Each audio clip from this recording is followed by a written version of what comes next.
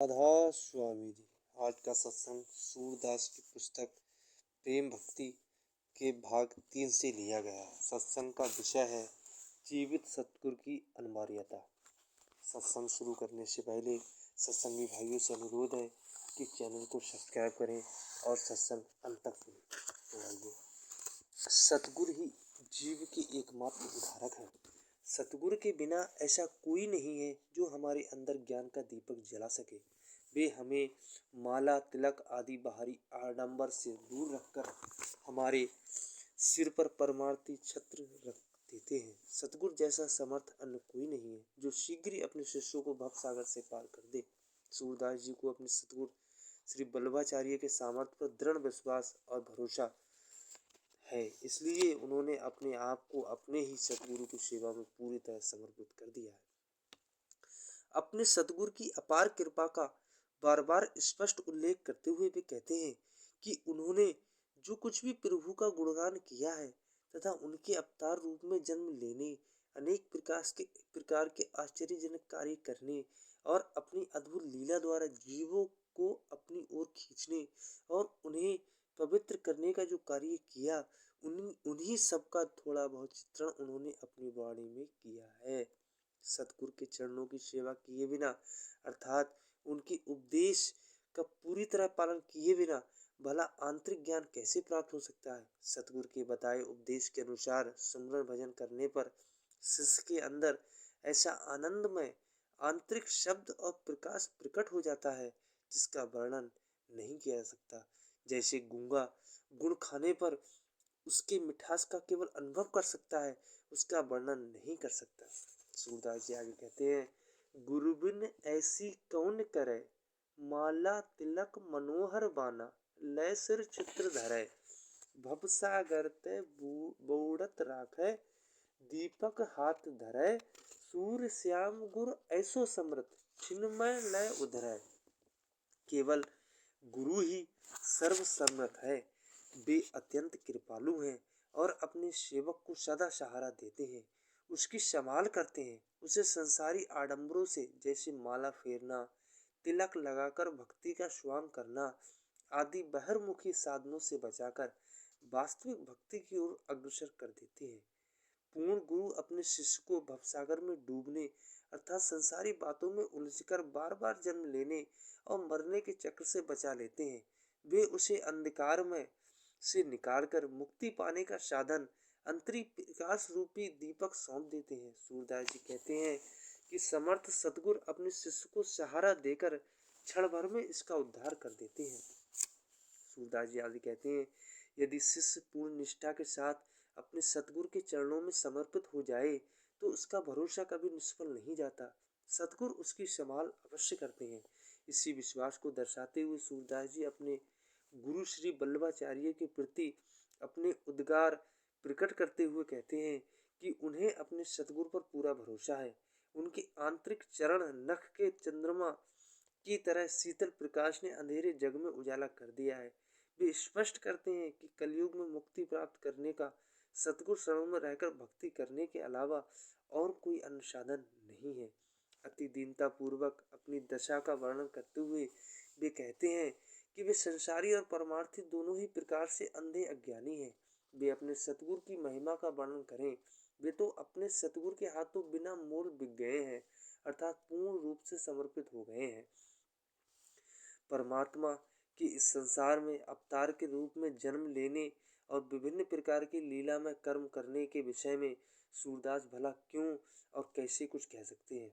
उन्होंने तो जो कुछ थोड़ा सा कहा है वह अपने गुरु की कृपा से श्रीमद् भागवत के अनुसार कहा है। वे कहते हैं, सतगुरु चरण भजय बिन विद्या, कहूँ कैसे कोई पावो, उपदेशक हर दूर रहे थे, क्यों हमरे मन आवो, जो हित कियो तो अधिक करे किन, आपन आन सिखावे, सूरदास अधु श्यामा अति संकेत जनावे। रूहानी मार्ग पर चलने के लिए जीवित संत सतगुरु की कितनी आवश्यकता है, इसी भाव को राधा जी प्रस्तुत पद में उद्धव जी से कह रही हैं कि सतगुरु की चरण शरण प्राप्त किए बगैर सच्चा परमार्थी ज्ञान सच्ची विद्या नहीं मिल सकती।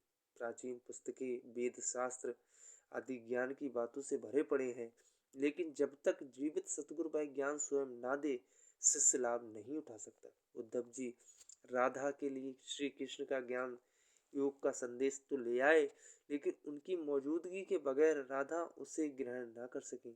यदि श्री कृष्ण राधा का वास्तविक हित करना चाहते थे तो स्वयं आकर यह ज्ञान दे देते। सूरदास जी ने राधा के उल्हाने द्वारा सांकेतिक भाषा में यह गुण बात स्पष्ट कर दी। आप आत्मत्व खोजने के लिए मुझे कुछ बाहर भटकना नहीं पड़ा, वह तो मुझे अपने अंतर में ही प्राप्त हो गया। जब मेरे सतगुरु ने मुझे उसका ज्ञान दिया, नामदान दिया, तब मेरे अंतर में शब्द अर्थात अनाहत नाद प्रकट हो गया और मेरा अंतःकरण उसके प्रकाश से ज्योतिर्मय हो गया। हिरण की नाभि में ही कस्तूरी होती है, लेकिन इससे अनजान होकर वह उसे सुगंध को यत्र यत्र ढूंढता फिरता है। ज्ञान होने पर भी उसे कस्तूरी के अपने अंतर में होने का भान नहीं होता है। ब्रह्मवश राजकुमारी रतन जटित हार को खोया हुआ सोचती है, लेकिन सखियों के बताने पर उसकी तकलीफ दूर होती है कि आभूषण खोया नहीं, उसके गले में ही है। सपने में नारी ने देखा कि उसका बेटा खो गया है, लेकिन जागने पर उसे अपने पास ही पाया, वह कहीं गया नहीं है। वास्तविक ज्ञात होने पर सभी प्रसन्न चित्त हो जाते हैं। यही हाल हमारा है। भ्रमवश हम भटकते फिरते हैं, लेकिन सतगुरु के उपदेश पर अमर करने पर हमारे आनंद की सीमा नहीं रहती। इस सुख की महिमा वर्णन से बाहर है, जैसे गूंगा मिठाई की मिठास का वर्णन नहीं कर सकता। भाग 4 सत्संग संगति का प्रभाव। मुक्ति प्राप्त करने के सही मार्ग की जानकारी चाहने वाले जिज्ञासुओं को पहले उस स्थान पर जाना चाहिए जहाँ किसी साधु या संत सतगुरु की संगति और उनके अमृतमय उपदेश को सुनने का अवसर प्राप्त हो। वहीं जाकर उन्हें उस साधु संत या सतगुरु के उपदेश को, जिसमें मुक्ति का सही मार्ग बतलाया जाता है, बहुत ही ध्यानपूर्वक सुनना चाहिए। फिर उनसे दीक्षा प्राप्त करके उनके उपदेश का पूर्ण दृढ़ता से पालन करना चाहिए। मुक्ति प्राप्त करने का यही एकमात्र उपाय है। इसीलिए सत्संग के स्थान को सच्चा मुक्ति क्षेत्र कहा जाता है। संतों के बताए भक्ति मार्ग पर चलने के लिए संतों के सत्संग में जाने और उनके अमृतमय वचन को सुनने के साथ साथ उनके सुंदर स्वरूप का दर्शन करना और उसे अपने ध्यान में बिठा लेना भी आवश्यक है। उनके दर्शन से रोम रोम पुलकित हो जाता है और हमारा चित्त उनके चरण कमलों में टिक जाता है।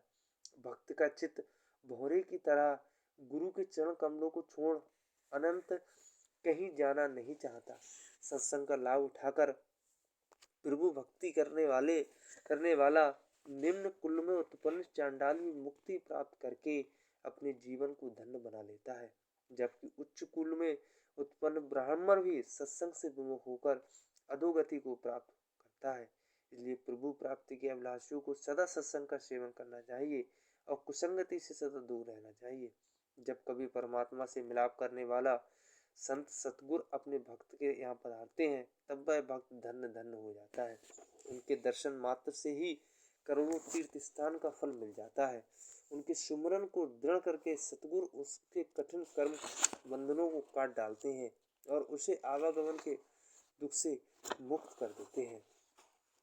सूरदास जी आगे कहते हैं, मानव शरीर प्राप्त होने पर अपना मन परमात्मा के चरण कमलों में लगाना चाहिए।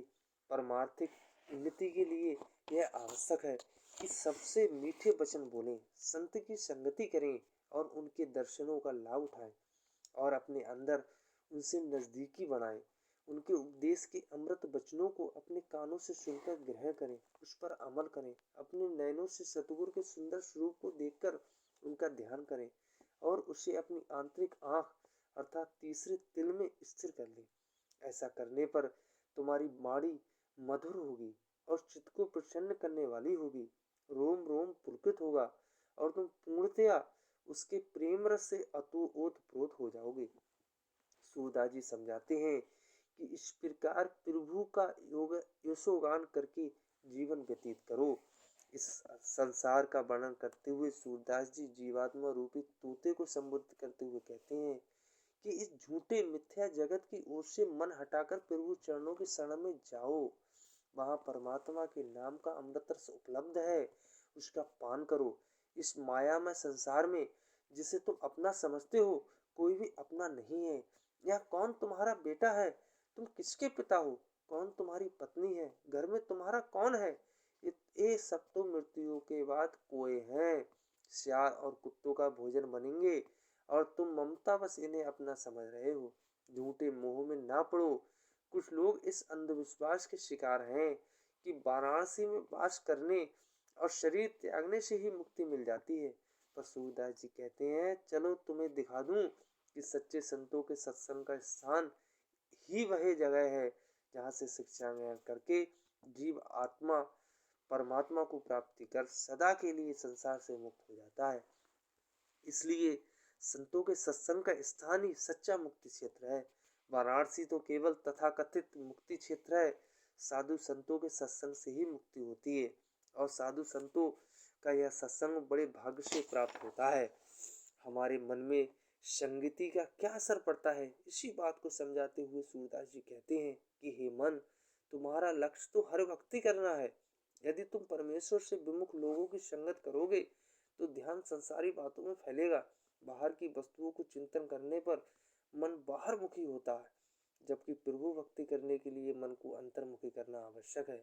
अतः उन लोगों की संगति से दूर रहो जिनके साथ रहने से मन में गलत विचार आते हैं और सुमरन भजन में बाधा उत्पन्न होती है।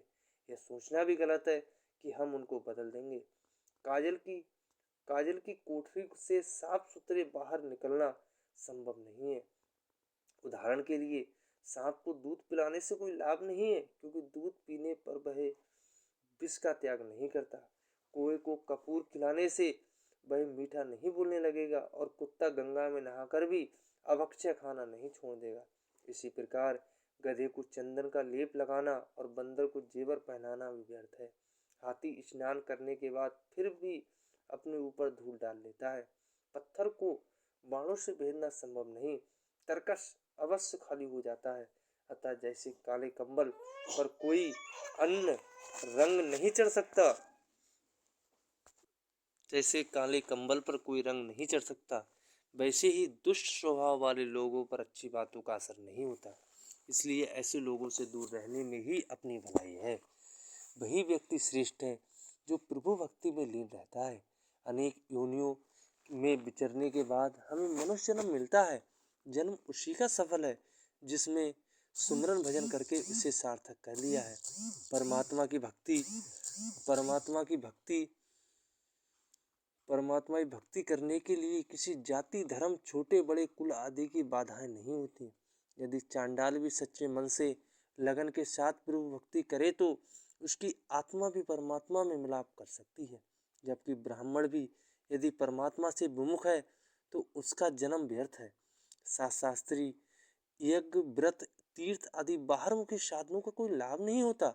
इन क्रियाओं से मन बाहर फैलता है, लेकिन यदि लगन के साथ एकचित होकर परमात्मा की भक्ति करें तो हमारा स्वार्थ भी समरता है और परमार्थ भी। धर्म, अर्थ, काम और मोक्ष में स्वतः ही सफलता मिलती है। भौरे की तरह दसों दिशाओं में दौड़ने से कोई लाभ नहीं होता। प्रभु की शरण में पूरी निष्ठा है के साथ समर्पित होकर ही मानसिक शांति प्राप्त हो सकती है। सूरदास जी समझाते हैं कि जो व्यक्ति पूर्ण संत की संगति करता है वही निर्भय होकर आनंद का नगाड़ा बजाता है, अर्थात उसे परमात्मा प्राप्ति का शाश्वत आनंद मिलता है। जिस दिन शिष्य को अपने अंतर से सतगुरु की नूरी स्वरूप के दर्शन हो जाते हैं, उसका जीवन ही बदल जाता है। मान्यता के अनुसार उसे करोड़ों तीर्थों के स्नान का पुण्य दर्शन मात्र से प्राप्त हो जाता है। परमात्मा रूपी सतगुरु के प्रति उसका प्रेम निरंतर बढ़ता जाता है। शिष्य पूर्ण रूपेण मन, वचन, कर्म से सतगुरु के प्रति निष्ठावान हो जाता है। उसके लिए अन्य किसी का महत्व नहीं रहता। यह कृपा उसे सतगुरु की दया महर से ही प्राप्त होती है। वे स्वयं तो सुमरन भजन करते ही हैं, शिष्य से भी करवाते हैं। झूठे संसारी वाद विवादों से उनका कोई सरोकार नहीं होता। संत प्रभु के विमल यश का ही गान करते हैं। वे पूर्व जन्म के कठिन कर्म बंधन को काटकर बहा देते हैं। सूरदास जी समझाते हैं कि संत की संगति में रहने से संसार के दुख कलेश नहीं व्यापते, क्योंकि मन संसारी बातों से विमुख हो जाता है। अतः ऐसे साधु संत की संगति करनी चाहिए जो हमें प्रभु की याद दिलाते हैं, जिससे परमार्थी लाभ परमात्मा के दर्शन हो जाए। राधा स्वामी सत्संगी भाइयों, मैंने सूरदास के जीवन परिचय पे एक वीडियो बना के इस पे डाली है, तो मैं उसका लिंक अपनी डिस्क्रिप्शन में दे दूंगा। एक पूरा सत्संग की वीडियो मैंने अपने इसी चैनल पे डाली है, उसका भी लिंक मैं अपने इस चैनल पे दे दूंगा। एक वीडियो मैंने जीवन में फल और कर्म फल पर मैंने डाली है, उसका भी मैं आपको डिस्क्रिप्शन में लिंक दे दूंगा।